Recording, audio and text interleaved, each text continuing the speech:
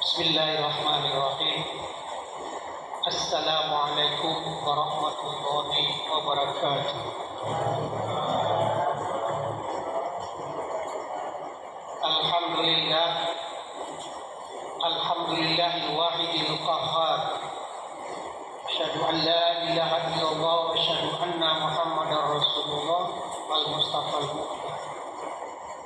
Allahumma shalli wa sallim ala nuril anwar wa sirril asrar wa tiryaqil aghyar wa miftahi babil yasar sayyidina wa maulana Muhammadin al-Muqtar wa alihi al-athhar wa ashabil akhyar adada ni'amillahi wa ifqar. Amma ba'du. Jamaah Majelis Ta'lim Al-Quran Masjid Al-Hikmah yang pada malam hari ini Sabtu sudah di penghujung dari bulan Rajab. Kalau tidak salah hari ini sudah 29 Rajab. Juga sudah berakhir, tidak akan berakhir bulan Rajab, bulan yang mari sebelum kita masuk kepada hadis kita perlu beristighfar dan membukakan kepada Allah agar tutup-tutupi yang kita pelajari dibukakan oleh Allah hati kita sehingga dia dapat menerima ilmu pengetahuan dan insyaAllah diberikan kekuatan pula kepada kita untuk mengamalkan ilmu yang kita berkat hidayah dan taufik daripada Allah Subhanahu wa Ta'ala.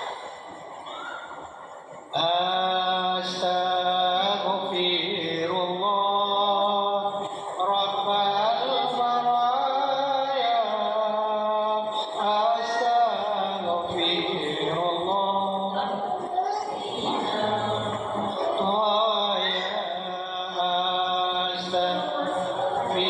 Astaghfirullah Rabbal baraya.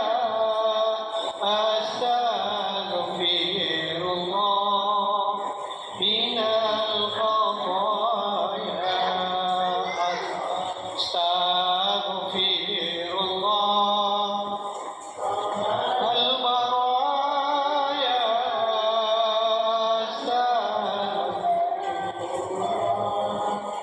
Minal khataya. Rabbi zidni ilman nafi'an wa wafiqni amalan maqbulan wa wasi'ni rizqan thayyiban wa tub alayya taubatan nasuha.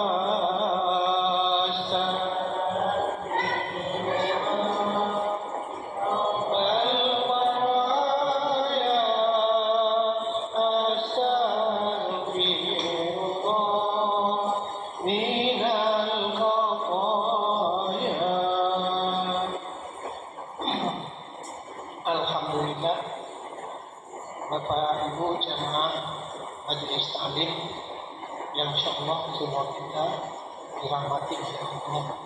Mari kita melengkapi kita masing-masing, sebagaimana juga saya selaku mubalik pendakwah di Masjid Al-Hikmah ini selalu saya mendoakan jamaah saya yang setia hadir setiap Majelis Ta'lim ini, kiranya Allah pertama memudahkan langkah kita untuk amal saleh pada Allah Subhanahu wa Ta'ala.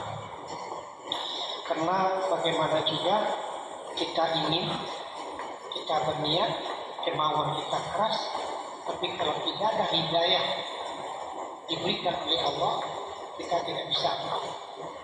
Begitu pentingnya hidayah itu, dan dia dapat dicapai hidayah itu dengan kesungguhan. Sungguh kita dan berniat sungguh-sungguh dan gemar dan memohon kepada Allah agar Allah memberikan hidayah. Semoga Allah memberikan hidayah.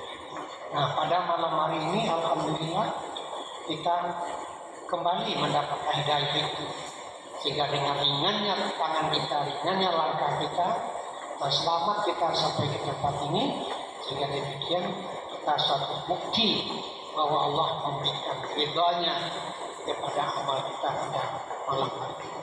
Tidak banyak orang yang seperti kita ini. Kita, kalau kita ukur, itu aja nilainya, tidak usah jauh-jauh. Berapa banyak orang yang sama dengan kita, tapi tidak sempat, walaupun ada keinginan mungkin, yang mendengar, tapi tidak hendak melangkah ke masjid, tidak hendak melangkah ke masjid, tidak bisa, tapi ada kemauan, tapi tidak diberikan Allah dorongan, hidayah tidak ada.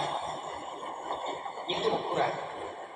Jadi kalau kita secara umum apabila kita hendak melakukan satu perbuatan, kalau kita akan melakukan dan terlaksana dan berhasil, nah itu yakin, itu Allah meridai perbuatan dan diiringi dengan hidayah.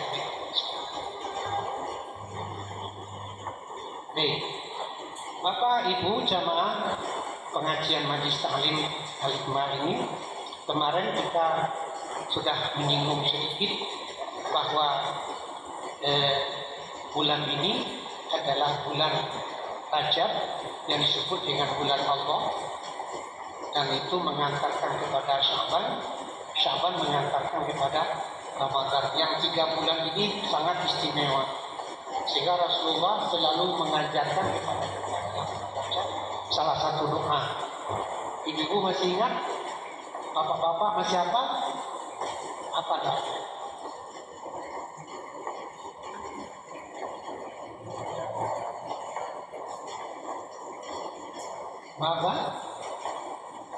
Baliknya Ramadan. Mari kita semuanya itu dibaca itu, dan itu Rasulullah mengajarkan. Allahumma barik lana fi Rajab wa Sya'ban. Ya Allah, berkatilah kepada kami ini, kepada aku ini bulan Rajab dan bulan Sya'ban. Wa balikna Ramadan. Sampaikan juga lah ya Allah masuk dalam bulan. Jangan sampai ada di antara saudara kita banyak sekali ya. Bulan Ramadan kemarin, hari ini juga ada di antara saudara kita kaum muslimin yang wafat. Hanya sampai Rajab, Syaban nggak masuk. Nanti ada juga di Syaban, mungkin ada juga ajalnya sampai Ramadan nggak masuk. Nah, kita mengharapkan dengan adanya majlis ini, kita berdoa seperti tadi. Ya, saya ulangi. Bismillahirrahmanirrahim. Allahumma barik lana fi Rajab wa Sya'bana wa balikna Ramadan. Ketiga-tiganya itu Rajab, Sya'bana, Ramadan. Mari sama-sama. Bismillah. Bismillahirrahmanirrahim. Allahumma barik lana fi Rajab wa Sya'bana wa balikna Ramadan. Ulangi. Bismillahirrahmanirrahim. Allahumma barik lana fi Rajab wa Sya'bana wa balikna Ramadan. Sudah bisa? So, sama-sama.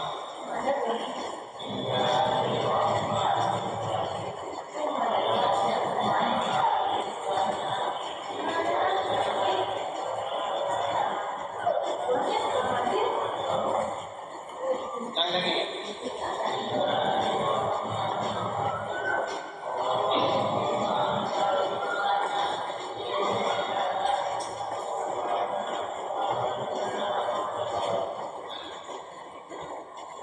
Untuk ilmu kualitas, jangan lupa-lupa. Sampai rumah nanti lalai. Ilmu itu kalau nggak dilakukan nggak bisa. Pasti nggak lah. Karena nggak dilakukan. Tapi juga begitu. Sebagai membalik seperti dapat satu doa dibaca daripada buku syukur yang bagus-bagus yang menang lagi kalau nggak hafalan. Apalagi lah tua-tua kita ini sudah apa? Sudah agak berkarat ya, jadi jangan lupa. Maknanya adalah Bismillahirrahmanirrahim. Ya Allah, berilah berkah kepada kami bulan Rajab dan bulan Sya'ban. Kemudian ya Allah, sampaikanlah hidayah kami masuk ke dalam bulan Ramadan. Jangan cuma dipikir, masuk ke dalam, kalau boleh sampai akhir. Karena bulan Ramadan bulan yang kita tunggu-tunggu, yang luar biasa. Pahala, faedah, hikmah yang diberikan oleh Allah kepada umat Islam, wabil khusus umat Nabi Muhammad, tidak ada kepada umatnya. Ramadan. Sehingga dikatakan bagaimanapun besarnya dosa kita pada tahun-tahun yang lalu, mulai daripada Syawal, Zulqa'dah, Zulhijjah, Muharram, Safar sampai sekarang masuk Ramadan. Barang siapa yang mempuasakan Ramadan dengan penuh sungguh-sungguh dan keyakinan dijaga tujuannya, maka dia bersih dari dosa besar, dosa kecil. Itu ada. Ini insya Allah nanti pengajian kita juga mungkin beberapa kali lagi masuk nanti insya Allah pertengahan Syaban kita semua istirahat, kita menghadapi mempersiapkan. Jangan mempersiapkan Ramadan apa nanti bagaimana supaya makannya yang enak, berbukanya yang enak, nanti mau masuk hari raya lagi, bagaimana pakaian, bagaimana ini, bagaimana itu, kita harus sungguh-sungguh. Itu iya penting juga, tapi yang penting dipersiapkan kesehatan. Bagaimana kita rebut bulan Ramadan tahun ini berbeda dengan Ramadan tahun lalu. Itu. Kalau pada tahun yang lalu tidak pernah tamat Al-Quran 10 kali misalnya, baru sekali, tahun ini insya Allah 5 kali. Tahun ini insya Allah 10 kali tamat sendiri. Kalau berada ramai, itu yang tamat yang tujuan satu orang sendirian itu nanti yang lain tidak. Tapi kalau sendiri, itu artinya motivasi. Ya, motivasi bagi apa? Cara beragama itu gitu. Jangan agama kita ini cuma dari dulu begitu, gak ada peningkatan, gak ada bertambah ilmu, tapi kurang peningkatan. Itu ya, itu gunanya, karena dikatakan ziyadatul ilmi, ziyadatul haq, ziyadatul jah. Siapa bertambah ilmu, bertambah amal dan bertambah kebaikan. Baik, jadi kemarin kita sudah menyinggung Bapak-bapak Ibu yang hadir, makna yang paling dalam daripada bulan yang satu ini. Bulan apa? Rajab ini disebut bulan apa? Bulan siapa ini? Bulan Allah. Ar-Rajab, Syahrullah, Sya'ban. Bulan siapa? Bulan Nabi.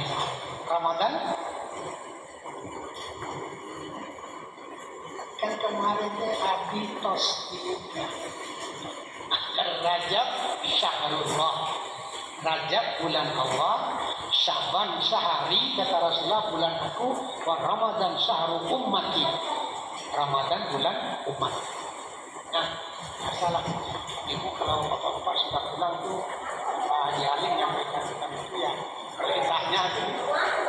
Ada pengajian dari Pak Haji ada apa yang dibahas? Ya biasa itu yang itu. Ya itu apa? Ya itu. Tidak bisa mengulang lagi. Padahal saya menyampaikan itu dengan pendek, ringkas, dan singkat, dan aplikatif dan praktik. Berapa kemarin yang kita bahas dalam bulan Rajab itu? Ada berapa? 3 ya. Yang pertama tentang apa? Dan yang pertama tentang peristiwa sendiri, yaitu Isra dan Mi'raj. Yang kedua baru tentang riwayat perjalanan itu sendiri. Sampai ke mana? Ke Sidratul Muntaha. Apa intinya? Menjemput perintah salat yang 5, dan juga di dalam itu praktek-praktek salat juga langsung diajarkan oleh Allah kepada Muhammad, dan langsung pada itu juga Rasulullah Muhammad SAW jadi imam di Sidratul di langit. Coba bayangkan, siapa makmumnya? Semua isi daripada langit. beliau jadi imam langsung. Di antara percakapan Rasulullah dengan Allah di Sidratul Muntaha dibawa dalam bacaan salat kita. Di mana? Di waktu tahiyatul pertama dan ingat bacaannya? Salah dibaca. Kalau enggak ingat, kata orang sudah, nanti kalau terlalu teh, kasidah. Kalau kasidah kan kasidah. Gak bisa juga ibu bapak yang hadir sini yang saya berkeringat mengajarkan 2 minggu yang lalu bahwa salah satu dialog Allah dengan Rasulullah dan para malaikat itu dibawa oleh kita dalam praktek salat. Itu buktinya bahwa kewajiban salat langsung dijemput oleh Rasulullah pada waktu Mi'raj. Itu tadi at-tahiyyat itu. Saya sudah bilang sampai pada, jadi 3 ada yang dialog, Allah, Rasulullah, dan para malaikat yang menyaksikan. Itu yang kedua. Yang ketiga baru si pelakunya itu. Siapa itu? Pelakunya Isra Mi'raj siapa? Orangnya Nabi Muhammad. Dan ketiganya itu satu rangkaian. Kemarin saya sampaikan baru 2. Sekarang itu nanti kita cukupkan. Jadi kalau andanya satu waktu nanti Bapak Ibu memperingati Isra wal Mi'raj, biasanya para mubalik menyampaikan tidak lebih daripada 3 komponen atau 3 macam ini. Walaupun dengan gaya ada dakwahnya bermacam-macam berbeda, tapi dalam 3 itu lebih dari tidak mungkin dia bicara yang lain kalau dalam memperingati peristiwa Isra wal Mi'raj. Sekarang kita masuk pada si pelakunya, itu Rasulullah SAW ini sebagai pelaku daripada Islam itu adalah manusia pilihan, manusia yang luar biasa yang dipilih oleh Allah melebihi daripada manusia-manusia. Itu beliau Rasulullah. Bahkan sebagai Nabi dan Rasul disebut dengan Sayyidul Anbiya wal Mursalin. Siapa? Sayyidul Anbiya. Sayyidul Anbiya itu adalah penghulu daripada para nabi dan para rasul. Nabi jumlahnya ratusan. Kalau rasul jumlahnya hanya 20. Mulai daripada Nabi Adam alaihissalam sampai kepada Rasulullah Muhammad, itu 25 saja. Itu rasul. Kalau nabi banyak sekali. Ada Nabi Sis, ada Ilyasa, ada Nabi, tapi yang Rasul hanya itu. Beliau ini disebut Sayyidul Mursalin, penghulu daripada semua Rasul. Padahal beliau itu terakhir. Itulah begitu keistimewaannya teladan Rasulullah ini. Oleh karena itu kita sebagai umat Islam jangan kita membiarkan lepas untuk selalu berkomunikasi, berhubungan dengan Rasul. Dan beliau itu adalah satu-satunya Nabi yang berdiri kelak di hadapan mizan Yaumul Hisab, di depan timbangan neraca dosa dan pahala pada hari kiamat, yang satu-satunya yang berdiri nanti beliau itu untuk mendukung umatnya, memberikan apa? Memberikan syafaat pertolongan. Beliau berdiri sih. Tapi bagi siapa yang bisa berdiri, bukan semuanya enggak. Manusia pilihan juga, yaitu manusia yang selalu berkomunikasi, menghormati, berhubungan dengan beliau melalui apa? Melalui syafaat. Nah, itu nanti yang akan dapat.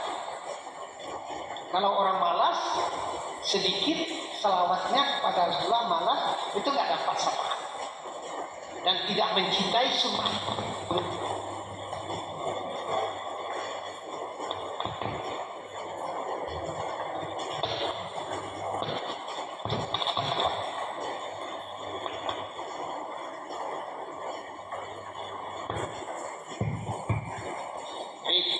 Sekarang membicarakan tentang itu. Yang penting bagi kita Muhammad Rasulullah bergandengan selalu namanya dengan Allah.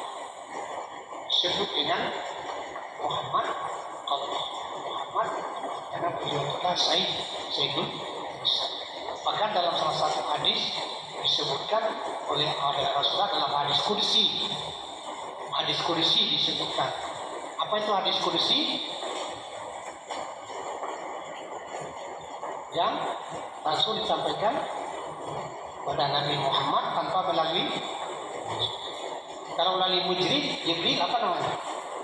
Wahyu, berbentuk Al-Quran, berbentuk Zabur, berbentuk Injil, berbentuk Taurat. Itu namanya adalah wahyu perantaraan malaikat. Tapi kalau Allah berfirman tidak perantaraan malaikat, namanya adalah hadis kursi. Kursi itu artinya suci, jadi perkataan daripada yang suci dari Allah. Apa kata hadis kursi mengatakan? Laulaka ya Muhammad lam ukhliqat samawati wal. Kalaulah tidak karena engkau ya Muhammad, kalau bukan karena engkau wahai Muhammad, kata Allah, aku tidak ciptakan langit dan isinya, bumi dan masuk.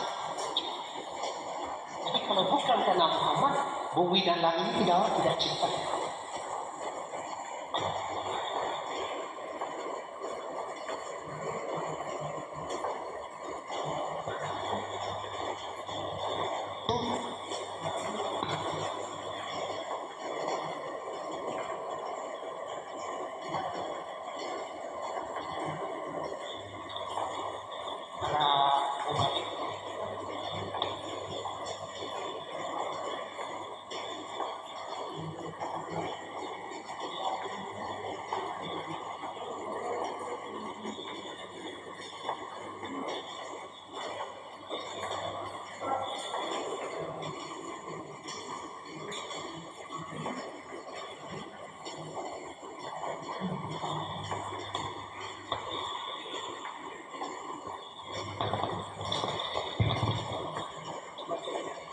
Baru ya. Baik. Nah,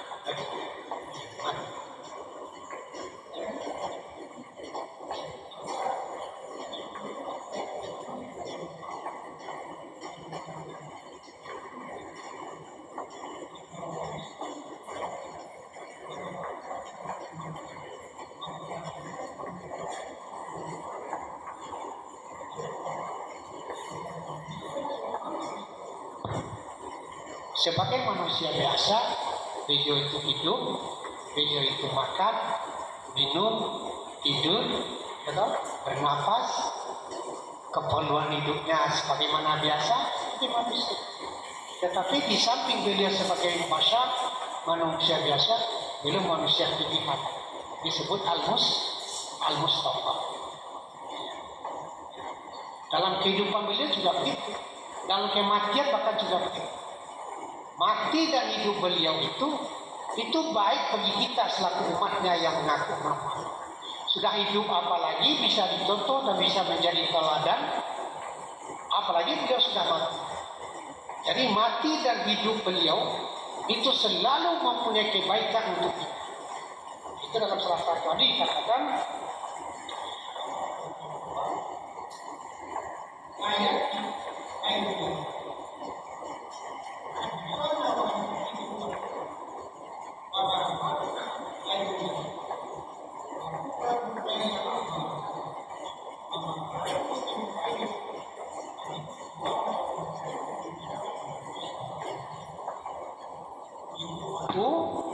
dan mati aku itu baik bagi kamu, bagi kita ini, baik hidup aku dan mati.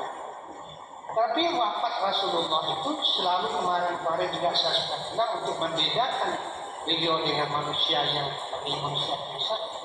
Beliau wafat dimakamkan, tapi jasad para nabi tidak hancur. Tidak apa? Tidak hancur seperti kita manusia. Kalau kita manusia, iya.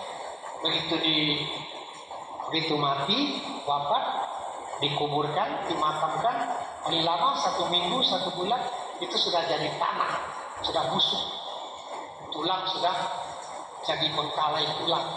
Tapi kalau para nabi dan rasul tidak.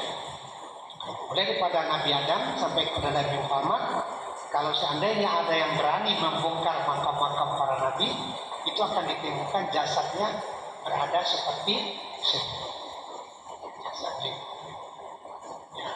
Itu disebutkan di dalam salah satu riwayat yang mengatakan bahwa Nabi Rasulullah SAW itu hanya berpindah dari kehidupan dunia kepada kehidupan alam barzakh. Tetapi di alam barzakh itu beliau dihidupkan kembali ketika Allah menghendaki dan ketika ada jalan untuk beliau dihidupkan. Apa itu jalannya?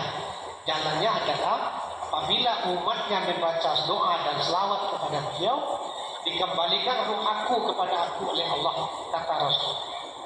Dikembalikan ruhnya kepada beliau, baru beliau hidup kembali. Di mana hidupnya? Di alam barzakh. Jangan apa? Ini adalah suatu akidah, keyakinan kita berdasarkan hadis Rasulullah SAW, tapi jangan dibawa pada berpikir secara logika. Jadi ada dukun yang berpikir mereka, dia gali pula, dia ingin menyaksikan itu, tidak sampai hanya keyakinan kita berdasarkan hadis Rasulullah SAW. Apa kata beliau? Man shalla wa sallama alayya wallahu yuraddu wahyi ila jasadi wa ana ujibu salamu. Hadis riwayat daripada Imam Al-Bazzar, Imam Abu Daud, Tabrani dan riwayat Imam. Barang siapa umatku yang membacakan selawat dan salam kepada aku, kata beliau, fa Allah yuraddu ruhi ila jasadi, maka Allah mengembalikan ruhku ke dalam jasad. Wa ana ujibu salam, aku menjawab salam dan selawat ini. Dijawab. Kalau boleh mencoba, silakan Bapak Ibu mencoba dalam hati sendiri, sekalipun berbisik-bisik, itu rasa menjawab. Nah, oleh situlah logikanya beliau itu hidup terus walaupun sudah berpindah dari alam dunia ke alam barzakh. Beliau hidup di situ karena sedunia ini umat Islam berapa juta umat Islam di dunia ini, dan waktunya tidak sama. Di sini malam, di belahan dunia lain mungkin pagi, mungkin siang, kan begitu. Nah, ketika itu kan umat muslim berselawat. Nah, intinya itu berselawat selama 24 jam bersambung-sambung. Nah, kalau begitu apa? Beliau itu tak pernah lepas dari rohnya. Memang sudah wafat, tapi di dalam barzakh menurut beliau dikembalikan lagi. Wa ana uji, itu aku jawab. Masa beliau menjawab? Dengan apa dijawab kalau tidak dengan roh dan jasad? Ya kan? Itu buktinya dalam riwayat ini, barang siapa yang berselawat dan mengucapkan salam kepadaku, maka Allah mengembalikan ruhku ke dalam jasadku dan aku menjawab salam. Tidak dibaca. Ini dalam salat. Ya, dalam at-tahiyat itu. Tahiyatul mubarakatus salawatut thayyibatul. Assalamu alayka ayuhan nabi. Ya? Assalamu alayka ayuhan nabi wa rahmatullahi wa barakatuh. Ini hadis ini memberikan pemahaman kepada kita Bapak Ibu bahwa ruh dan jasad Nabi Muhammad bersatu selamanya. Itu pengertian hadis ini. Kenapa bersatu selamanya?